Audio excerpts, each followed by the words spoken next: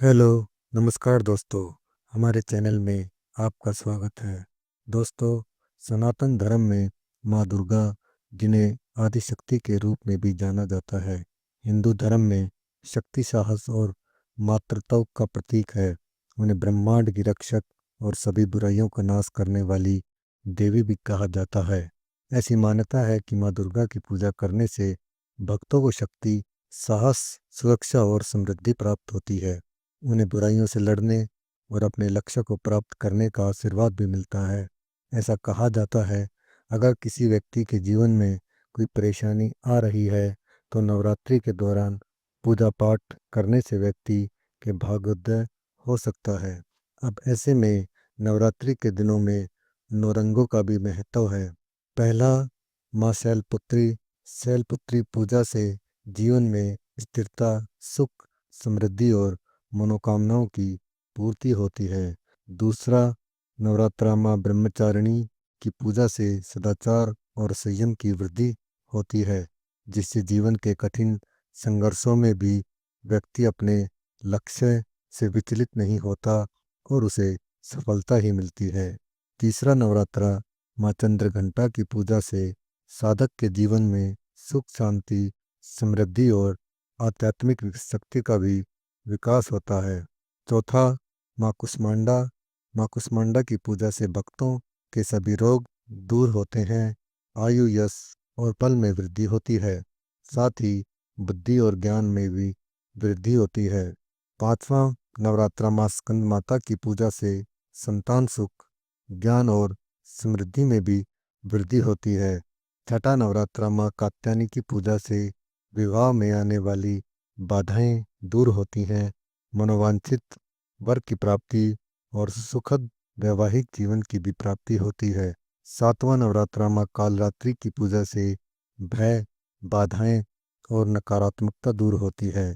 साथ ही भक्तों को साहस और आत्मविश्वास भी मिलता है।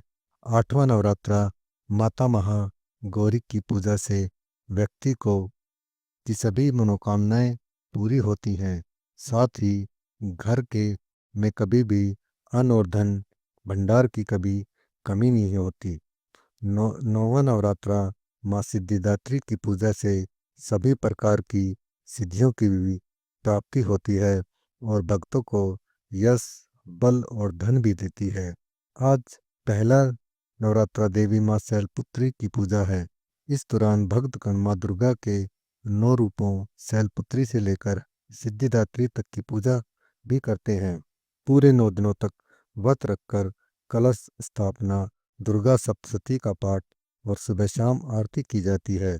अष्टमी या नवमी को कन्या पूजन और हवन का भी आयोजन होता है, जिसमें 9 कन्याओं को भोजन भी कराया जाता है।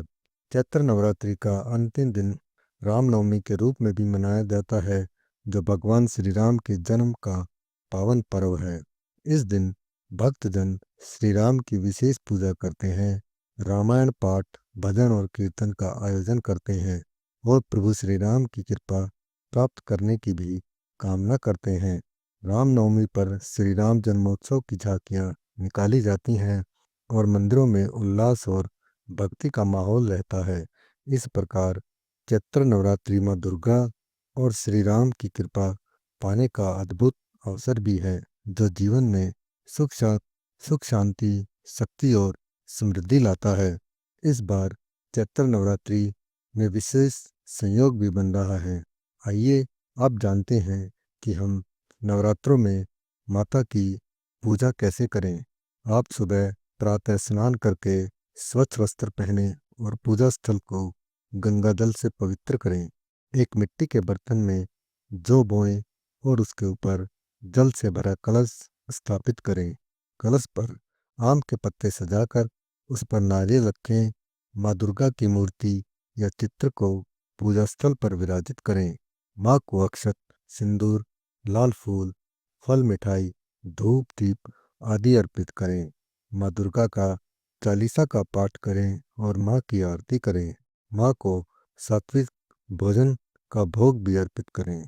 तो दोस्तों, हमारी ये जानकारी आपको कैसी लगी, प्लीज़ कमेंट में ज़रूर बताएं और हमारे चैनल को लाइक व सब्सक्राइब जरूर कीजिए। धन्यवाद।